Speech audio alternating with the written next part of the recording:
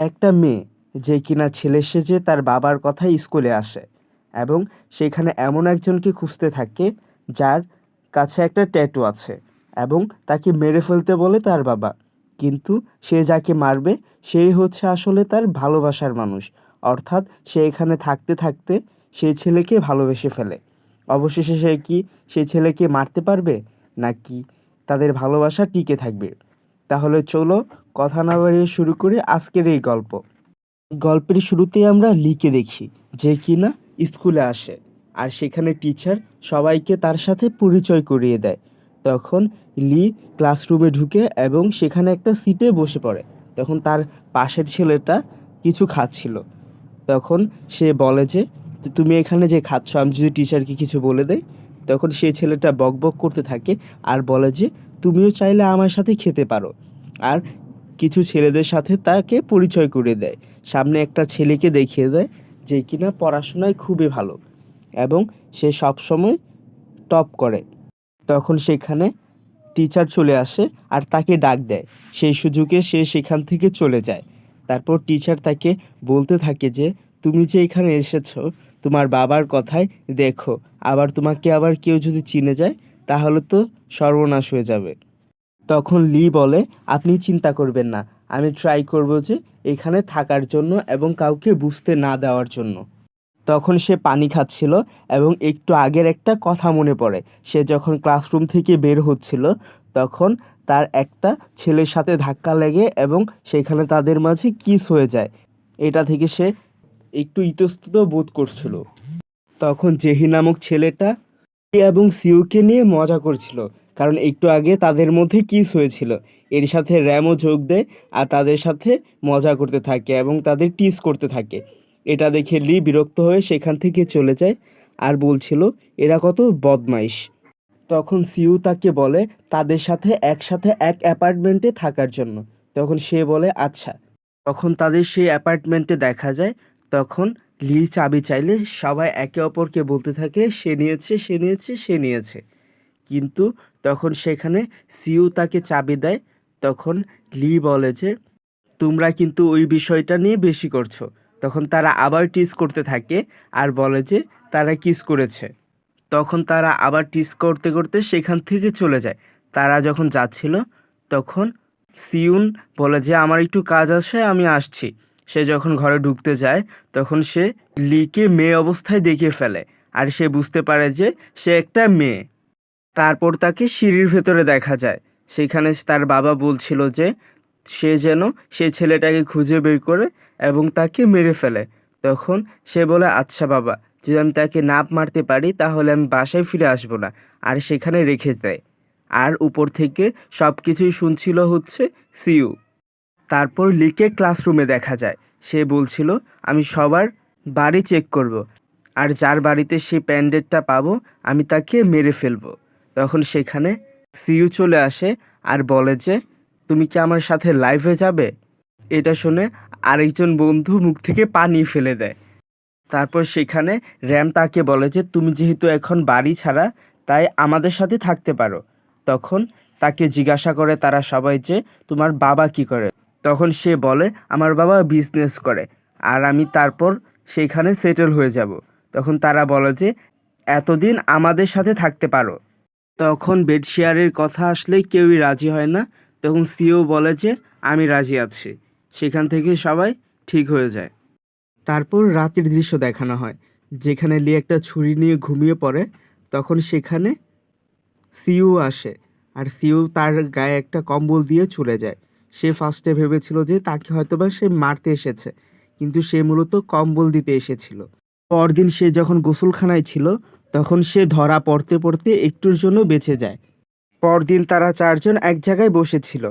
তখন র্যান তাকে বলে যে তোমাকে রাত্রে ঘুমালে অদ্ভুত দেখা যায়। এটা শুনে সে রেগে গেলে বলে যে তুমি এত কথা বলছো কেন? তখন সে বলে যে আমি যা বলছি তা তো সঠিকই। তখন সে কথা এড়ানোর জন্য বলে যে তুমি যে এত ব্যায়াম করো তোমার মাসালই তো বাড়ে না। এটা শুনে সে তার বুকের ভিতরে হাত দেয়। এতে লি অনেকটা রেগে যায় আর তার উপর রাগ দেখাতে থাকে। তখন র্যাম তার দিকে অদ্ভুতভাবে তাকিয়ে থাকে। তারপর পানি দিয়ে সেখানে তারা সবাই মজা করতে থাকে। ভিজা শেষে সিউ তার গায়ে একটা জ্যাকেট দিয়ে দেয় আর বলে তোমার তো ঠান্ডা লেগে যাবে ছোট্ট বাচ্চা। এটা শুনে সে অনেকটা রেগে যায় আর বলে যে কে বলেছে আমি বাচ্চা। তখন সেখানে র্যামকে দেখা যায় সে ব্লাশ করছিল, সে বারবার লিওর কথা ভাবছিল। লি যখন সেখানে ভিজতেছিল তখন তার খুবই ভালো লাগতেছিল আর সেই কথাটাই তার বারবার মনে পড়ছিল। তারপর লিকে দেখা যায় সে তাদের হাউসমেটদের ঘরে কিছু একটা খুঁজছিল। তখন সে সেখান থেকে একটা ছবি পায়। তখন সেখানে র্যাম চলে আসে আর তাকে বলে যে তুমি কি খুঁজছো। এটা শুনে সে বলে যে কিছু না, আসলে আমি আমার রুমমেটদের ঘর চেক করছিলাম। এটা শুনে তখন পিছন থেকে চলে আসে জেহি আর সবটা সামলে নেয় আর বলে যে চলো আমরা রামেন খেতে যাই, স্পাইসি স্পাইসি।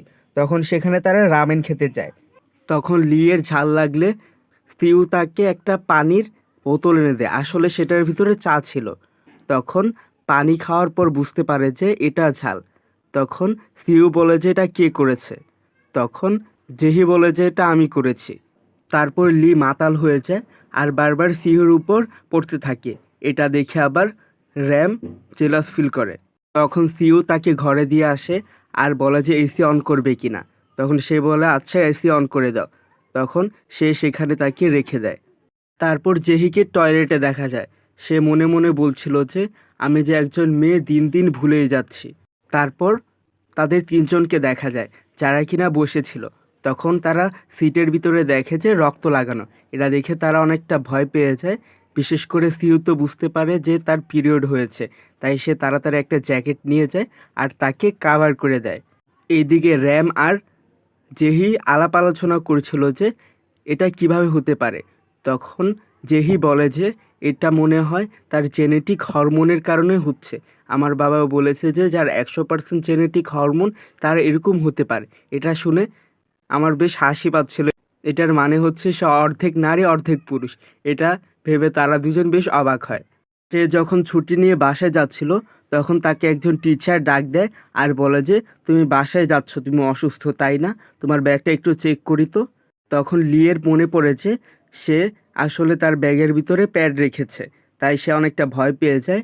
তখন সেখানে চলে আসে জেহি আর বলে যে দুইজন মারামারি করছে। আসলে সেখানে র্যাম এবং সিহু মারামারি করার অভিনয় করছিল। তখন টিচার তাদের দিকে নজর দেয়। এদিকে লি বাসায় চলে যায়। তারপর লিকে তার বাবার কাছে দেখা যায়, যেখানে তার বাবা বলে তুমি আমাকে ডিসঅ্যাপয়েন্ট করেছো, এখন তোমার কি করতে হবে তুমি করো। তখন সে বলে যে আমাকে আর কয়েকদিন সুযোগ দেন, আমি অবশ্যই এটা করে ফেলবো। তখন তার বাবা এবারের মতো তাকে ছেড়ে দেয়। তখন লিকে মন খারাপ করে দাঁড়িয়ে থাকতে দেখা যায়। তখন সেখানে জেহি আর সিহো চলে আসে আর বলে যে এটা তোমার জন্য। আসলে সেটার ভিতরে মোজা ছিল, কারণ ওই দিন সে দেখেছিল যে তার পায়ে মোজা ছিঁড়ে গেছে, তাই তাকে এটা তারা গিফট করেছে। তখন সেখানে র্যাম চলে আসে আর বলে যে এটার ভিতরে কি।